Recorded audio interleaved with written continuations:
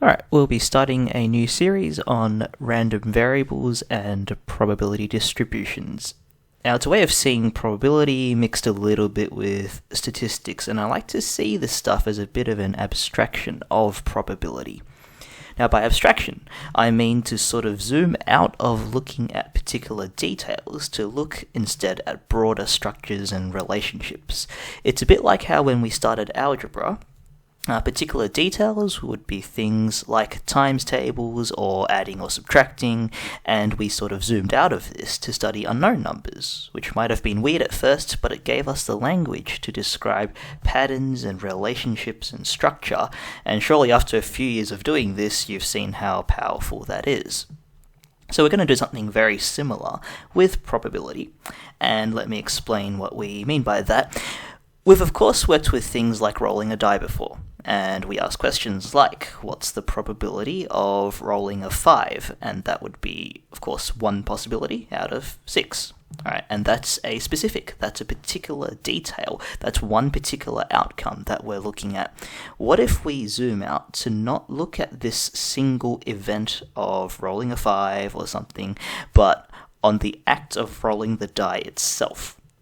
Right, we can give this a name, let's say this big X here, and this is what we'll call a random variable. Notice the convention of using capital letters for these guys, that'll be important later. And how I like to think of these random variables, right, is that it's a bit like a magic box. So this blue box labeled X here, and at any time you can go up to this magic box and grab something out of it. Right, and what you get each time might be different.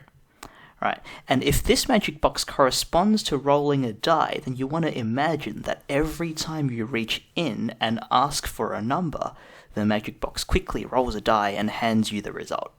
Right, so he quickly rolls a die, sees what he gets, and he gives that number to you on a card or something. Alright, so maybe you reach in, you request a number, he quickly rolls a die, he sees it's a 4, and so he hands you the number 4. Then you reach in again, he rolls a die again, and he gets a 6 this time. Right, and then a 1 or whatever. And you can grab as many numbers as you like. Each time it might be something different, or it could be the same as what you just got. It really doesn't matter. And the point is, each time you grab something, there's a bit of randomness to it.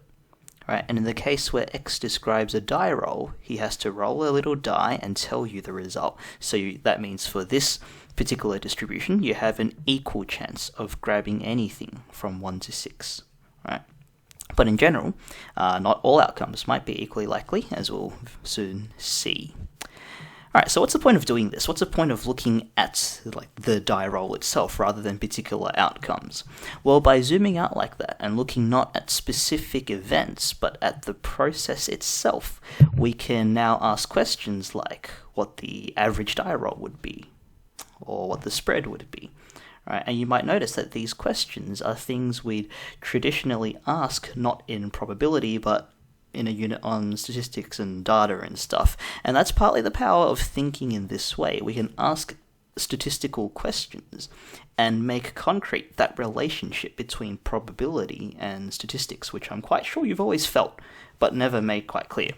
Right, and it's this interplay between those two areas that underpins most, if not all, modern research. And if I've talked to you in the past in classes about hypothesis testing and p-values and proper science and stuff like that, you'd know what I mean. Okay, but that's a bit beyond the scope of what we're doing here. And so I might leave that for now. Now, just because we're looking at the random variable doesn't mean we can't talk about particulars. Okay, so we can actually state that probability of rolling a 5 thing in the top left corner using the language of random variables. It looks pretty much the same, if not a little bit cleaner when you get used to it. Okay, so we'll still use P with the brackets to stand for probability. And the die roll in blue we called X, so that can go straight into the bracket. Then we want the die roll to be 5, so it's the probability that X equals 5. Okay, now we're saying that X equals 5, again what we mean is X is this magic box, and when you reach in and ask for a number, it's giving you the number 5. That's what X equals 5 is kind of short for. Okay, and so the probability that he hands you the number 5 is, of course, as we said, 1 over 6. Okay, and so that's how you should think about that. That left-hand side, p bracket x equals 5. Okay. Alright, well, random variables can be used to describe almost any numerical thing we're interested in. So say if we roll 2 dice, we could change the question to something like how many 6s we got. Alright, that can be packed into a random variable as well. Let's say this new magic box y.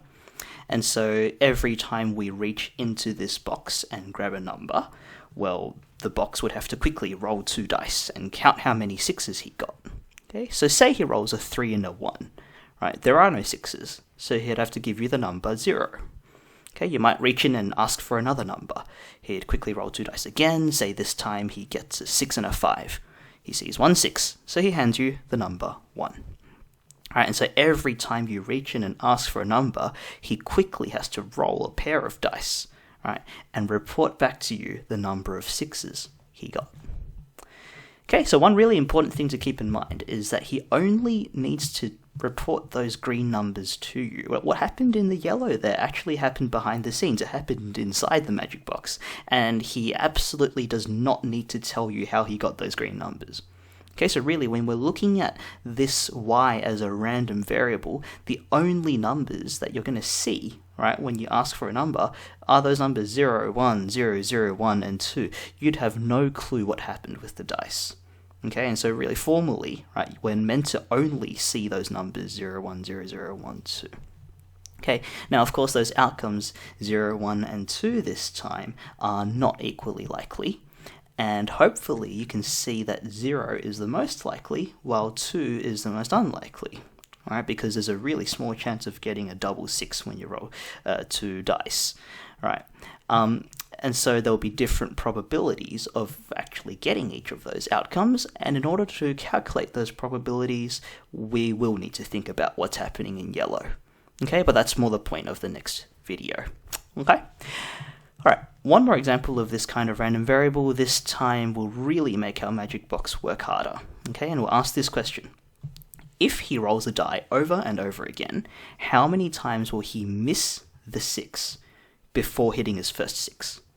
Okay, we'll call this magic box Z. So every time we reach into the box and ask for a number, he has to get his die out and keep on rolling it over and over and over until he gets his first 6. And then count how many times he failed before he succeeded in getting that 6. So let's try. You reach in, you ask for a number, so off he goes, rolling the dice as fast as he can. He gets a 2, then a 5, then a 6, so he got it pretty quickly, right? And he counts that he only failed 2 rolls before landing the 6, so he hands you the number 2. You ask for another number, so off he goes again. This time he gets 1, 1, 3, 4, 2, and finally gets the number 6, so he counts up his number of failed attempts, sees 5 failed numbers there, and so hands you the number 5. You ask for another number, so he pulls out the die again, but this time he lands a 6 on the first try. He didn't fail at all, so he happily hands you the number 0, because he did not have any failed rolls. Alright, you ask for one more number. He's getting pretty tired of doing this, but off he goes. It takes a while this time, but he finally gets the number 6 after failing 10 times. Once again, these magic boxes don't have to show you they're working, so to speak, right? All the die rolls should really be hidden from you. The only values that Z actually took and gave you really should have been the numbers 2, 5, 0, and 10. Okay?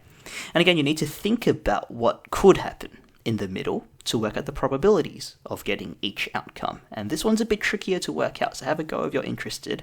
Otherwise, we'll tackle it in the next video. But we'll leave that here for now. Okay. Alright, so let's finish by looking at those 3 magic boxes we made up. Right? X was the plain die roll. When you reached in and asked him for a number, he would just roll a die and tell you what he got. Y was a little bit busier. He had to roll 2 dice and tell you how many 6s he got. Right? Z was the busiest. He'd have to roll over and over and over again until he got a 6, right? Then he'd tell you how many times he failed before succeeding in getting that 6. Right? Let's think about what possible green numbers they could have handed you, right? Every time you ask them for a number. Right? The X box is the guy that just rolls one die and reports the outcome, so of course he could only ever give you a whole number from 1 to 6, the possible outcomes of rolling a die. The Y box was maybe a bit busier, he had to roll 2 dice, right? But because he's only counting the number of 6s he gets when rolling 2 dice, well, of course he can only ever report either 0, 1, or 2, right? Depending on how many 6s he saw. The Z box is the most interesting one here, right? We saw that he could give you a 0 if he managed to hit the 6 on the first try, right? Or maybe he'd give you a 1 if he took 2 tries, or a 2 if he took 3 tries, and so on. And theoretically, he could fail any number of times before hitting his first 6, right? It's super unlikely, but he could miss that 6, right, 1,000 or 1,000,000 times if he's really, really unlucky before finally landing that 6. So there's actually infinitely many possibilities for what Z could possibly give you, right?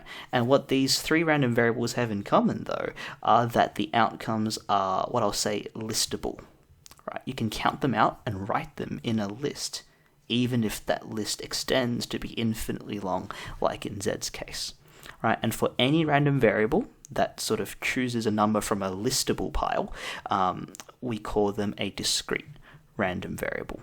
Okay, the outcomes are listable like that. Okay, you might be wondering now, well, if lists are allowed to be infinitely long with this definition, well, doesn't that mean, well, every random variable is discrete then, right? Isn't an infinitely long list, well, infinite, so big enough to hold any set of outcomes? Well, no. All right. I won't give this guy a name because we study these later in the HSC course, but suppose we had a random variable whose job was to pick any random number between 0 and 1 on the number line. Okay, so any decimal number between 0 and 1. And so every time you ask for a number, he just points to some random position in this interval and hands it to you. So here are a few examples of this. All right. Now, what I'm going to claim here is a set of possibilities is so big that even if a list was infinitely long, it would still not be long enough to hold all the numbers. Right, and that might seem really strange, but it's true. A proof of this is very, very beautiful, but quite beyond the scope of this course, which means I probably did it for you in Year 7 or something. But I won't talk about all the details in this video. An outline of it is on screen. It's being animated if you want to ever think about it. But definitely ask your teacher if you're interested. It's very nice.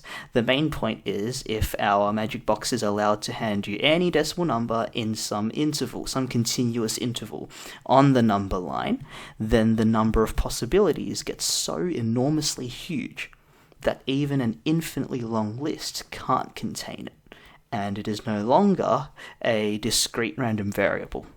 Okay? Probabilities get all weird and need some more powerful tools to analyze, so you'll be studying these in the HSC course. Alright, but that's all for today. Hopefully you understand what a random variable is now, and I'll see you around.